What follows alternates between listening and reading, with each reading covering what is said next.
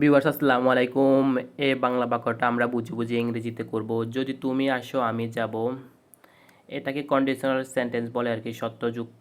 আপনারা যারা কন্ডিশনাল সেন্টেন্সের ধারণা আছে তারা বুঝবেন যে এটা হচ্ছে গিয়ে ফার্স্ট কন্ডিশনের মধ্যে পড়ে আর কি।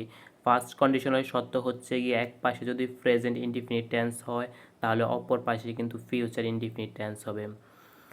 তো যদি তুমি আসো, প্রথমে আমরা এটাকে ইংরেজিতে করব। যদির জন্য আমরা ইফ নিতে পারি, আই এফ ইফ। সাবজেক্ট হচ্ছে কি তুমি, ইউ। ইফ ইউ ভার্ব হচ্ছে কাম।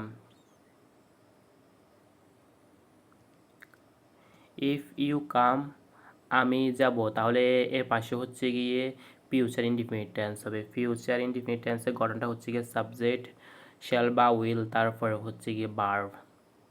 তো সাবজেক্ট হচ্ছে গিয়ে আই, তারপরে ফিউচারের জন্য আমরা নিয়ে নেব will, I will go. Verb হচ্ছে গিয়ে গো, যাব। If you come I will go, যদি তুমি আসো আমি যাব। So thanks for watching my video.